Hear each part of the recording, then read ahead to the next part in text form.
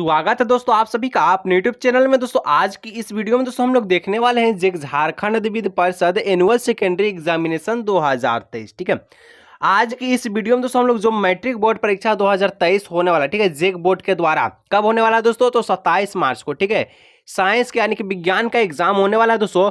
उसके लिए दोस्तों आज का ये वीडियो सबसे ज्यादा मोस्ट इंपोर्टेंट वीडियो होने वाला है, ठीक है, क्योंकि दोस्तों आज की इस वीडियो में दोस्तों हम लोग 40 ऐसे एमसीक्यू प्रश्न को सोल्व करने वाले हैं दोस्तों, जो आपके विज्ञान यानी कि दोस्तों साइंस के पेपर में, साइंस के एग्जाम में डायरेक्ट आपको बोर्ड एग्जाम में देखने को मिलने वाला। तो दोस्तों आज की इस वीडियो में दोस्तों शुरू से लेकर अंत तक बने रहिएगा। जितना भी दोस्तों उनको जरूर शेयर कीजिएगा, और जितना भी प्रश्न बताएंगे दोस्तों अगर उनका जवाब है तो नीचे कमेंट सेक्शन में कमेंट करते चलिए। आज का ये वीडियो दोस्तों सबसे ज्यादा मोस्ट इंपोर्टेंट वीडियो होने वाला। चलिए दोस्तों आज की इस वीडियो को हम लोग स्टार्ट करते हैं, ठीक है। और बहुत सारे विद्यार्थियों का कमेंट आता है कि सर आप हिंदी में ही बताते हैं और इंग्लिश में नहीं बताते हैं प्रश्न को। तो दोस्तों आज की इस वीडियो में हम लोग हिंदी और इंग्लिश दोनों देखेंगे, ठीक है। तो वीडियो पे दोस्तों अंत तक बने रहेगा। जितना भी प्रश्न कमेंट सेक्शन में कमेंट करते चलिएगा, ठीक है। सबसे पहला प्रश्न, इतना इंपॉर्टेंट प्रश्न दोस्तों, इसका उत्तर सभी विद्यार्थी को आना चाहिए, ठीक है। निम्नलिखित में से किसका अपर्तनांक सबसे अधिक है, यानी कि अपर्तनांक अधिक है, किसका अधिक है दोस्तों। ऑप्शन से ए हवा, हीरा, शीशा और जल। इंग्लिश वाले दोस्तों यहां पर अपना देख लीजिएगा, ठीक है। तो जल्दी से कमेंट कीजिए, इसका आंसर क्या होगा, जल्दी से कमेंट कीजिए। सभी विद्यार्थी का कमेंट आना चाहिए, ठीक है। बहुत बढ़िया दोस्तों, सभी का कमेंट आ रहा है, यानी कि बी हीरा। तो हीरा दोस्तों इसका जो है राइट आंसर हो जाएगा। ऑप्शन यहाँ पर दो इसका, ठीक है, डायमंड। नेक्स्ट प्रश्न कहता है दोस्तों, ठीक है, काफी इंपॉर्टेंट है, ठीक है। तो सभी प्रश्नों को दोस्तों यहाँ पर कमेंट सेक्शन में कमेंट करते चलिएगा, ठीक है। अवतल दर्पण की फोकस दूरी होती है, काफी इंपॉर्टेंट प्रश्न है। क्या ऋणात्मक, क्या धनात्मक, क्या शून्य, क्या कभी ऋणात्मक कभी धनात्मक। तो क्या होगा दोस्तों, काफी ज्यादा इंपॉर्टेंट, सभी विद्यार्थी कमेंट आना चाहिए। बहुत बढ़िया, सभी का ऑप्शन ए आ रहा है। क्या ऑप्शन से इसका राइट आंसर है, तो बहुत बढ़िया दोस्तों, ऑप्शन से इसका राइट आंसर है, ठीक है, ऋणात्मक, ठीक है। क्योंकि दोस्तों उत्तल दर्पण हम लोग पढ़े थे, उत्तल दर्पण का जो फोकस दूरी है धनात्मक होता है, तो अवतल इसका उल्टा होता है, ठीक है। चलिए नेक्स्ट बढ़ते हैं 3 नंबर को, ठीक है। और इंग्लिश वाले दोस्तों अपने देखते चलिएगा, ठीक है। हम लोग प्रश्न सिर्फ हिंदी पढ़ रहे हैं और आप इंग्लिश पढ़ते चलिए, जो इंग्लिश में देख रहे हैं वीडियो, ठीक है। 3 नंबर काफी इंपॉर्टेंट प्रश्न है दोस्तों कि किसी लेंस के मुख्य फोकस की संख्या कितनी होगी। काफी इंपॉर्टेंट है कि किसी लेंस की मुख्य फोकस की संख्या कितनी होती है दोस्तों। आपको पता है क्या, नहीं पता है क्या, तो कमेंट कीजिए जल्दी से। 1 2 3 4 क्या होगा इसका आंसर। बहुत बढ़िया दोस्तों, कोई का गलत आ रहा है, कोई का सही आ रहा है, तो सभी का आंसर सही आना चाहिए, ठीक है। और सभी का कमेंट आना चाहिए। यहाँ पर किसी भी विद्यार्थी का, यानी कि बहुत विद्यार्थी का कमेंट नहीं आ रहा, तो सभी का कमेंट आना चाहिए। ऑप्शन बी, ठीक है, 2 इसका राइट आंसर होगा, ठीक है। चलिए नेक्स्ट दोस्तों आ गया है आप सभी का प्यारा प्रश्न है, और यह प्रश्न काफी वायरल है, ठीक है, कि दाढ़ी बनाने में कौन सा दर्पण उपयुक्त होता है। दाढ़ी बनाने में किस दर्पण का उपयोग करते हैं, दाढ़ी बनाने के लिए कौन सा दर्पण का उपयोग करते हैं, हजामती दर्पण के रूप में किस प्रकार का दर्पण का उपयोग करते हैं। चलिए ये 4 तरीका से क्वेश्चंस को पूछता है एग्जामिनर, ठीक है। क्या इसका राइट आंसर होगा, जल्दी से कमेंट सेक्शन में कमेंट करिए, इसका राइट आंसर क्या होगा, जल्दी से कीजिए, ठीक है। विच mirror is suitable for saving, saving के लिए कौन सा मिरर यहाँ पर आवश्यक है, कौन मिरर का जरूरी करते हैं। क्या उत्तल, क्या अवतल, क्या समतल, क्या इनमें से कोई नहीं, तो इनमें से सभी तो होगा नहीं, इनमें से कोई तो होगा नहीं। एक इसका राइट आंसर को जल्दी से कीजिए, जल्दी से कीजिए। क्या होगा इसका आंसर, ऑप्शन। बहुत बढ़िया दोस्तों, सभी का ऑप्शन भी आ रहा है, बहुत बढ़िया, इसी के साथ मेहनत कीजिए, ठीक है। कॉन्वेक्स कॉनकेव इसका राइट आंसर होगा, ठीक है। चलिए 5 नंबर दोस्तों एक सूत्र वाला प्रश्न है, काफी इंपॉर्टेंट है, ठीक है, हर एक वाले भी आते रहता है। प्रश्न कुछ इस प्रकार का कहता है कि अवतल दर्पण की फोकस दूरी एफ, अवतल दर्पण की फोकस दूरी एफ एवं वक्रता त्रिज्या आर के बीच संबंध के, काफी इंपॉर्टेंट दोस्तों। और ये नहीं बताएंगे तो क्या बताएंगे, तो जल्दी से कमेंट कीजिए, जल्दी से कीजिए, जल्दी से। एफ और आर के बीच संबंध क्या होता है। बहुत बढ़िया दोस्तों, सभी का आंसर आ रहा ऑप्शन सी। क्या ऑप्शन सी इसका राइट आंसर है, एफ बराबर r/2 होगा। तो बहुत बढ़िया दोस्तों, सी इसका राइट आंसर है, ठीक है। चलिए नेक्स्ट बढ़ते हैं, नेक्स्ट कहाँ 6 नंबर की, ठीक है। तो सभी का आंसर कमेंट आना चाहिए। यहाँ पर दोस्तों बहुत विद्यार्थी का गलत भी कमेंट आता है, तो यहाँ पर अच्छी तरह से पढ़ाई कीजिए और अच्छा कमेंट कीजिए, ठीक है। 6 नंबर का था निम्नलिखित में से किस लेंस को अभिसारी लेंस कहते हैं। अभिसारी लेंस किसको हम लोग कहेंगे, काफी इंपॉर्टेंट प्रश्न दोस्तों। सभी का उत्तर क्या आ रहा है, बी ऑप्शन आ रहा है। क्या बी ऑप्शन को लॉक करें, तो बहुत बढ़िया दोस्तों, कॉन्वेक्स मिरर यानी कॉन्वेक्स लेंस, ठीक है, यानी कि उत्तल लेंस इसका राइट आंसर होगा, ठीक है। अभी सारी बोला है, ठीक है, अगर आप सारी बोलता है दोस्तों तो कहिएगा अवतल लेंस, ठीक है, गड़बड़ाना नहीं, अभी मने उत्तल, ठीक है। नेक्स्ट 7 नंबर की ओर बढ़ते हैं, और जल्दी से कमेंट में आना चाहिए, बहुत इंपॉर्टेंट प्रश्न है, ठीक है, कि दृश्य प्रकाश में किस वर्ण का तरंग दैर्घ्य न्यूनतम होता है। दृश्य प्रकाश में किसका तरंग दैर्घ्य न्यूनतम होता है, आपको पता है कि रेड कलर का, ठीक है। देखिए यहाँ पर मैं आपको सिग्नल दिखाता हूँ, ठीक है, ये जो रेड कलर है दोस्तों, इसका जो यहाँ पर तिरंगधेर बहुत ज्यादा होता है, ठीक है, तिरंगधेर इसका जो यहाँ पर बहुत ज्यादा होता है। लेकिन दोस्तों लेकिन क्या बैगनी, जो से मैं आपको बता रहा हूँ लिखकर, इसका दोस्तों इसका जो यहाँ पर तिरंगधेर क्या होता है, कम होता है। सभी का आंसर ऑप्शन बी आ रहा है। बहुत बढ़िया दोस्तों, इसी के साथ मगन के साथ एकदम लगन के साथ मेहनत कीजिए, ठीक है। वायलेट इसका राइट आंसर हो जाएगा। नेक्स्ट 8 नंबर की ओर बढ़ते हैं। काफी इंपॉर्टेंट प्रश्न है, काफी बार पूछा गया है कि तारों का टिमटिमाना, यहाँ से तारों का टिमटिमाना प्रकाश की किस घटना को दर्शाता है? तो सभी का आंसर आना चाहिए। क्या आंसर आना चाहिए, जल्दी से कीजिए। क्या सभी का ऑप्शन डी आ रहा है, किसी का ऑप्शन सी आ रहा है, किसी का डी आ रहा है? तो सभी का एक जैसा ऑप्शन आना चाहिए। तो दोस्तों प्रकाश का घटना, यहाँ तारे को टिमटिमाना प्रकाश के दोस्तों प्रकाश के अपवर्तन क्रिया को दर्शाता है, ठीक है। रिफ्लेक्शंस ऑफ लाइट, डी इसका राइट आंसर, ठीक है। नेक्स्ट बढ़ता है 9 नंबर। तो 9 नंबर पढ़ने से पहले दोस्तों, अभी तक दोस्तों अगर वीडियो को लाइक और चैनल को सब्सक्राइब नहीं किए तो दोस्तों जरूर से कर लीजिएगा दोस्तों, क्योंकि बहुत ज़्यादा मेहनत लगता है दोस्तों, तब आपको इस तरह का कंटेंट आपको मिलता है दोस्तों। तो वीडियो को लाइक और दोस्तों चैनल को सब्सक्राइब करते हुए प्यारा से दोस्तों के साथ आपको एक शेयर कर देना, ठीक है। चलिए तो 9 नंबर की ओर बढ़ते हैं। काफी इंपॉर्टेंट, जल्दी से कमेंट में आंसर आना चाहिए। यहाँ पर सभी विद्यार्थी गड़बड़ आने वाला है, ठीक है। जल्दी से देखिए, निम्नलिखित में से किसमें प्रकाश की चाल सबसे अधिक होगी? किसमें प्रकाश की चाल सबसे अधिक होगी? In which of the following the speed of light is maximum? कहां पर जो है प्रकाश का चाल सबसे अधिक होगा? वायु में, कांच में, निर्वात में, या ये भी दोनों में? देखिए दोस्तों यहाँ पर सभी ऑप्शंस आ रहा है डी, ऑप्शन डी इसका रॉन्ग है दोस्तों, ठीक है। निर्वात में सबसे ज्यादा चाल होता है, ठीक है। कितना होता है यहाँ पर दोस्तों? होता है 3 × 10⁻8 मीटर पर सेकेंड, ठीक है। आपको पता है ना? पता है। चलिए नेक्स्ट बढ़ते हैं। कहाँ बढ़ते हैं? तो इन वैक्यूम, इसका तो राइट आंसर हो गया। 10 नंबर की ओर बढ़ते हैं। कहता है दोस्तों, काफी इंपॉर्टेंट प्रश्न है, प्रकाश के अपवर्तन के कितने नियम है? काफी इंपॉर्टेंट है, ठीक है। प्रकाश के अपवर्तन के कितने नियम? How many laws of reflections of light are there? कितने दोस्तों यहाँ पर देखिए, अपवर्तन बोले या परिवर्तन बोले, मैं काफी आपको वीडियो में बता चुका हूँ। तो ऑप्शन बी आना चाहिए सभी का। क्या बात है दोस्तों, सभी का ऑप्शन बी आ रहा है, यानी कि इसका 2 आंसर इसका राइट आंसर होगा, ठीक है। ऑप्शन बी इसका राइट आंसर होगा। नेक्स्ट बढ़ते हैं 11 नंबर की। काफी इंपॉर्टेंट है 11 नंबर भी, कि जल विद्युत संयंत्र किस ऊर्जा को विद्युत ऊर्जा में रूपांतरित करता है? जल विद्युत यंत्र, विद्युत यंत्र किस ऊर्जा को विद्युत ऊर्जा में रूपांतरित करता है? काफी इंपॉर्टेंट है। यहाँ पर बच्चों का आंसर नहीं आ रहा है। क्या आंसर नहीं आ रहा है, क्यों नहीं आ रहा है? क्या नाभिकीय ऊर्जा होगा, क्या सौर ऊर्जा, क्या स्थितिज ऊर्जा, क्या तापीय ऊर्जा? इसका राइट आंसर क्या होगा? बहुत बढ़िया दोस्तों, किसी का सही आंसर आ रहा है, किसी का गलत आंसर आ रहा है, तो जान लीजिए इसका सही आंसर होगा स्थितिज ऊर्जा, ठीक है। सी ऑप्शन इसका राइट आंसर होगा, ठीक है। Potential energy. 12 नंबर की ओर हम लोग बढ़ते हैं, और 12 नंबर का प्रश्न कहता है कि जलता हुआ मोमबत्ती बदलता है। जलता हुआ मोमबत्ती क्या बदलता है? जब मोमबत्ती को जलाते हैं घर में रोशनी प्राप्त करने के लिए, तो रासायनिक ऊर्जा को प्रकाश ऊर्जा में बदलता है। तब आप जो है उसकी सहायता से वस्तुओं को देख सकते हैं, यानी B option right answer. Okay चलिए, कहाँ चलना है दोस्तों? 13 नंबर की ओर चलना है। तो सभी का कमेंट आना चाहिए कि एक विद्युत सेल से धारा प्राप्त करने के लिए इसके सिरों के बीच विभवांतर का मान विद्युत वाहक बल की तुलना में होता है। क्या होता है? बहुत बढ़िया दोस्तों, सभी का आंसर क्या आ रहा है? ऑप्शन ए आ रहा है। ऑप्शन से इसका रॉन्ग है, तो सभी का आंसर आना चाहिए ऑप्शन बी, ठीक है। कम इसका राइट आंसर होगा, कम कम, ठीक है, कम, ठीक है। नेक्स्ट यानी कि लेस देन AM। नेक्स्ट बढ़ता है दोस्तों 40 नंबर प्रश्न की ओर। 40 नंबर का प्रश्न का यही कहता है, क्या कहता है कि प्रतिरोध का मान बढ़ाने के लिए प्रतिरोधों को जोड़ा जाना चाहिए। आखिर के प्रतिरोध को मान, जब विद्युत धारा प्रभावित होगा तो इसको रोकने के लिए ज्यादा से ज्यादा रोधक यानी कि प्रतिरोध प्राप्त करने के लिए किस क्रम में अगर आप जोड़ते हैं, तो प्रतिरोधकों को कहाँ जोड़ते हैं दोस्तों? बहुत बढ़िया दोस्तों, ऑप्शन बी आ रहा है। इसी के साथ मेहनत कीजिए दोस्तों, और 27 मार्च को विज्ञान के पेपर गर्दा उड़ा के आएगी, ठीक है।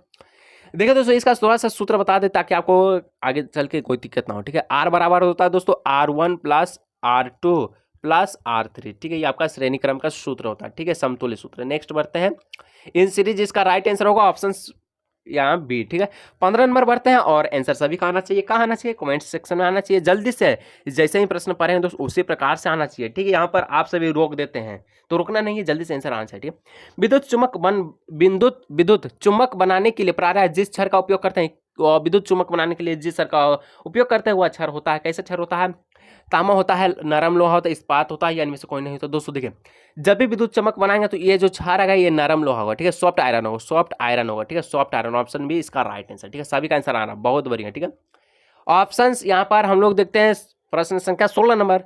उच्चतर ताप पर कौन सी प्रक्रिया पूरी की जाती है? उच्चतर ताप पर कौन सी प्रक्रिया पूरी की जाती है? यहाँ पर सभी का आंसर नहीं आएगा, हमको पता है कि नहीं आएगा, कर लीजिए आंसर। क्या नाभिकीय विखंडन है, क्या नाभिकीय संघनन है, या दोनों है, या इनमें से कोई नहीं है? तो आपका आंसर आ रहा है ऑप्शन सी, दोनों, A B दोनों, नाभिकीय विखंडन, नाभिकीय संलयन, ठीक है, बहुत A B दोनों।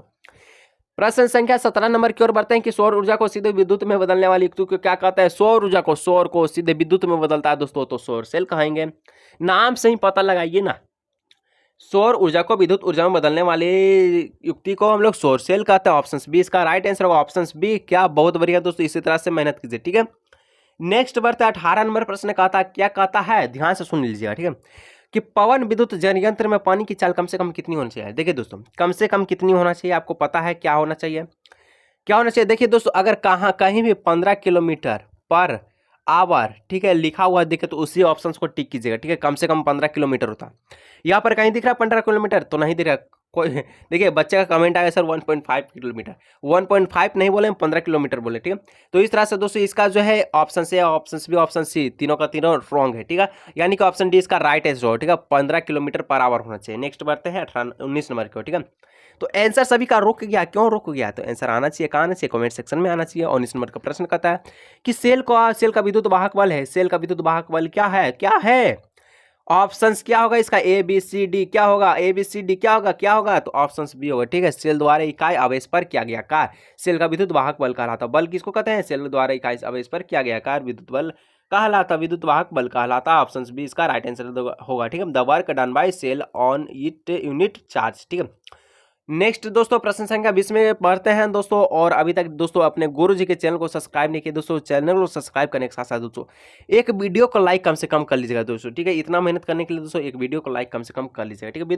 वीडियो लाइक करने में कोई मेहनत नहीं लगता है, कुछ प्रकार का कोई पैसा नहीं लगता, तो एक छोटा सा क्लिक करना है और चैनल को सब्सक्राइब करना है, दोस्तों के साथ शेयर करना है।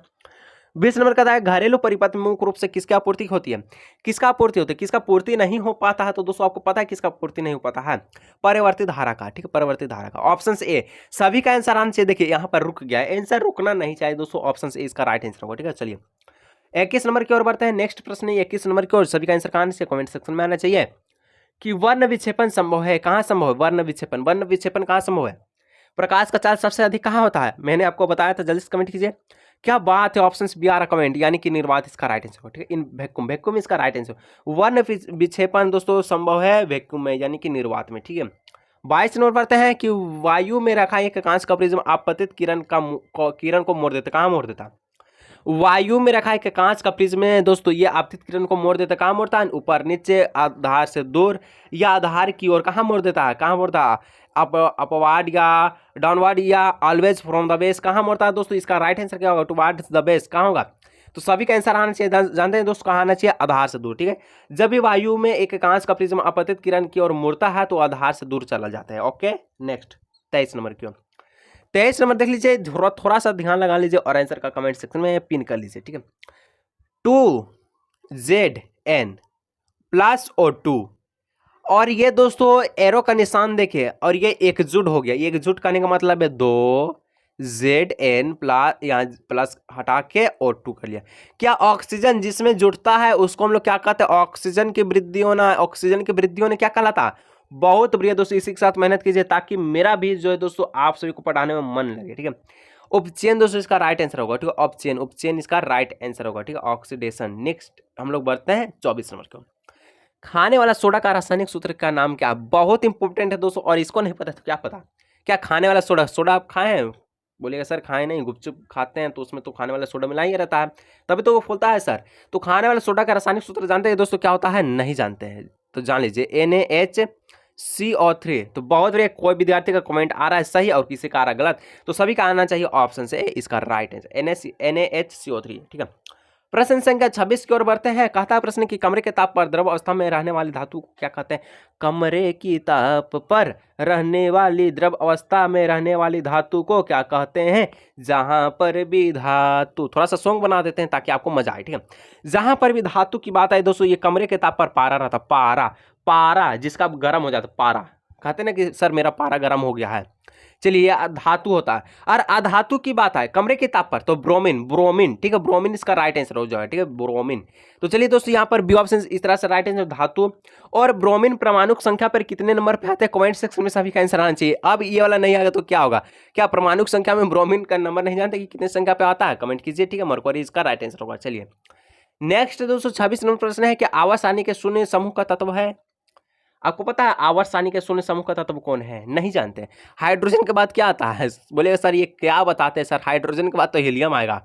तो ये इसी तरह से हम एग्जाम बोलेंगे, तो नहीं दोस्तों, इसको याद कर लीजिए, ऑप्शन बी इसका राइट आंसर होगा हीलियम। ठीक है, चलिए नेक्स्ट है।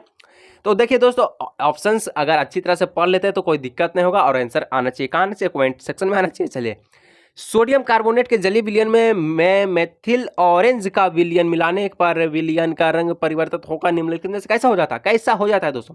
ना पीला, ना लाल, ना हरा। ना पीला, ना लाल, ना हरा, तो कौन बचा? तो बोलेगा सर गुलाबी। गुलाबी, गुलाबी बचा सर, यानी कि पिंक इसका राइट आंसर होगा। ठीक है, देखिए दोस्तों, अगर मुझे पता है, जो अगर आपको सवाल नहीं याद है तो मैं उसका दोस्तों डायरेक्ट आंसर बता देता हूँ, और जो आपको याद है मुझे भी पता है, तो इसलिए मैं आपको कमेंट सेक्शन में कमेंट करने के लिए टाइम देता हूँ।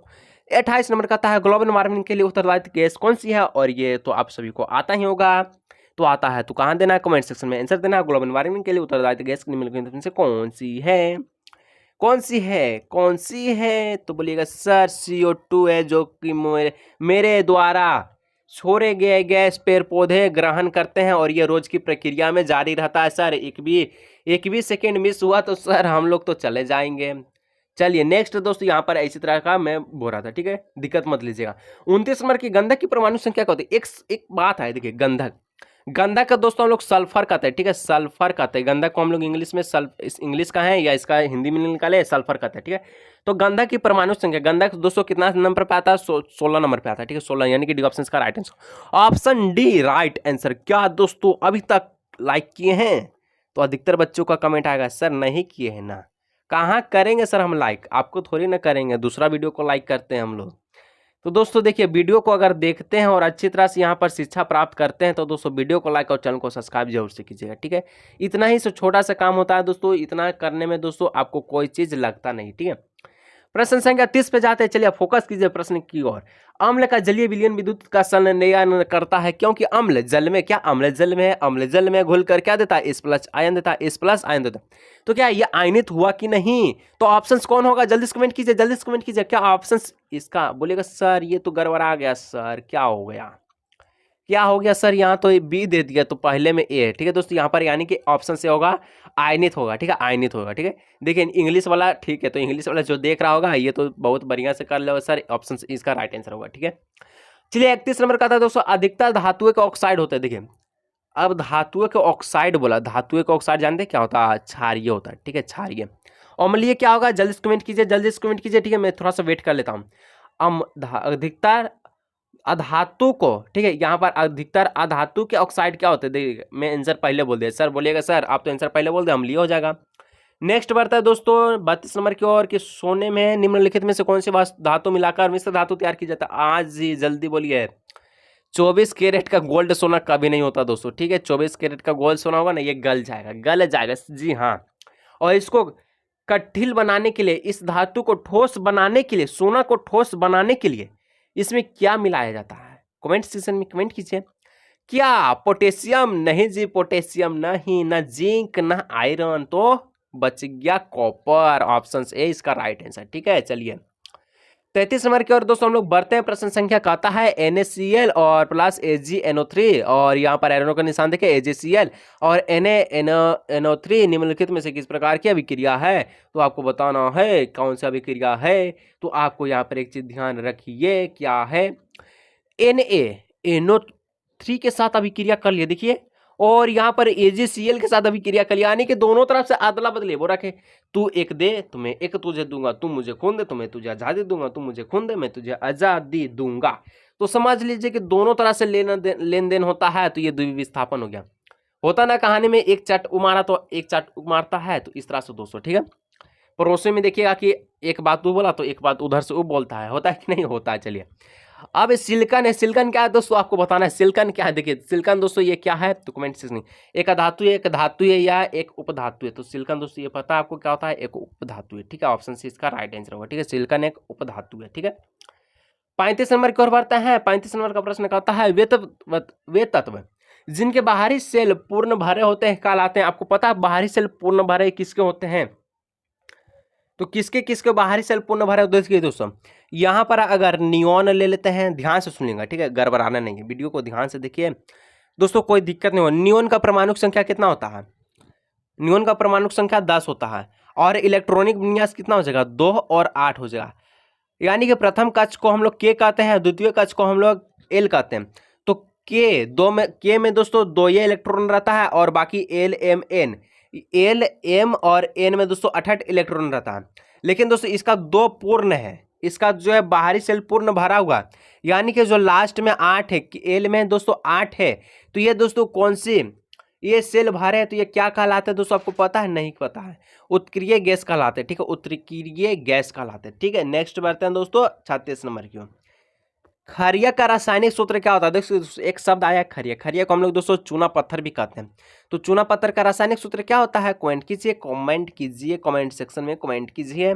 देखिए दोस्तों इसका हो जाएगा CaCO3। कहाँ दिख रहा है? ऑप्शन डी दिख रहा है। चलिए नेक्स्ट बढ़ते हैं 37 नंबर को। और अभी तक दोस्तों कमेंट नहीं करते आ रहे हैं तो कमेंट कीजिएगा ताकि आपका भी रिवाइज हो और दूसरों से आप आगे बढ़ें। बोलिएगा सर हमको टॉपर बनना है, वो बोलेगा हमको बनना है। तो यही मन में एक ठान लीजिए कि मुझे उससे आगे जाना है बस, तो अपने आप टॉपर बन जाएंगे। ये लिखित है। अगर जोन दिन दोस्तों आप जिस दिन आप समझ लें कि मुझे इस विद्यार्थी से आगे बढ़ना है तो आप बढ़ सकते हैं। ठीक है, पढ़ाई करके समय। तो निम्नलिखित में से कौन सबसे अधिक अम्लीय ऑक्साइड है? तो सबसे अधिक अम्लीय ऑक्साइड कौन है दोस्तों? यहाँ पर कमेंट कीजिए। तो इसका राइट आंसर हो जाएगा दोस्तों SO2। आपको नहीं पता इसलिए दोस्तों मैं जल्दी से इसका आंसर बता दिया। ठीक है, यानी कि ऑप्शन इसका राइट आंसर है। और नेक्स्ट 38 नंबर, निम्नलिखित में से एल्काइन है। एल्काइन दोस्तों समझ लीजिए। ठीक है, सबसे पहले एल्काइन पहचानने का ट्रिक जानते क्या होता है? जितना C होता है इसके दुगुना H, ठीक है, और -2 कर लीजिएगा। मान के चलिए C दोस्तों यहाँ पर 6 है तो 6 का दुगुना होता है 12, तो 12 में से 2 को घटा लीजिएगा। ठीक है, तो हो जाएगा 10। तो 6 और 10 अगर जहाँ भी लिखा रहा है तो ये आपका हो जाएगा क्या? C6 और H10 लिखा रहा है तो ये एल्काइन होता है। ठीक है, यानी कि कार्बन के दुगना के 2 कम, दुगना से 2 कम। ठीक है, देखिए पहला ऑप्शन से है CH4, तो कार्बन 1 है, ये दुगना है, कहाँ? दुगना से 2 कम, यानी कि ये तो गलत हो गया। ऑप्शन भी देखिए, ऑप्शन भी है दोस्तों C2 और H4। तो C तो 2 है और H4 कर दिया, ये तो दुगुना है लेकिन 2 कम नहीं है। अगर यहाँ भी 2 रहता तो ये राइट आंसर होता है, ये इनकी नहीं है। ऑप्शन C देख लीजिए, कार्बन भी 2 है और हाइड्रोजन भी 2 है, यानी कि कार्बन के दुगना 4 होता है, 4 से 2 माइनस करके 2 लाया, यानी कि दोस्तों ये परम सत्र उत्तर हो जाए, यानी कि C ऑप्शन का राइट आंसर हो जाएगा। ठीक है, चलिए दोस्तों मैं एक छोटा सा आपको दे देता हूं, क्या देता हूं? C7। ठीक है, C7 दे दिए। ठीक है, और यहां पर दोस्तों यहां पर 12 दे दिए, तो C7H12 ये क्या है? एल्काइन है या नहीं? सिर्फ हाँ या ना में उत्तर देना। ठीक है, चलिए नेक्स्ट बढ़ते हैं 39 नंबर प्रश्न संख्या की ओर। तो CH3 और C2H5 का IUPAC नाम क्या है? तो दोस्तों IUPAC नाम इसका हो जाएगा मैथोक्सीएथेन। ठीक है, मैथोक्सीएथेन इसका राइट आंसर हो जाएगा। तो चलिए दोस्तों आज की इस वीडियो का लास्ट प्रश्न हम लोग देखते हैं। और अभी तक दोस्तों वीडियो को लाइक, चैनल को सब्सक्राइब नहीं किया कर लीजिएगा लास्ट तक। ठीक है, अंतिम प्रश्न यही कहता है निम्न में से कौन यौगिक ईंधन के रूप में इस्तेमाल किया जाता है? ईंधन के रूप में दोस्तों किसका उपयोग करते हैं हम लोग? तो किसका करते हैं उपयोग हम लोग? ये क्या हो जाएगा? इसका आंसर क्या हो जाएगा? तो इसका आंसर दोस्तों लास्ट वाला है ना, तो इसका सभी का आंसर कमेंट में आना चाहिए। ठीक है, सभी का जो वीडियो देख रहा है। तो चलिए दोस्तों आज के इस वीडियो को यहीं रखते हैं, मिलेंगे हम लोग नेक्स्ट वीडियो में। ठीक है।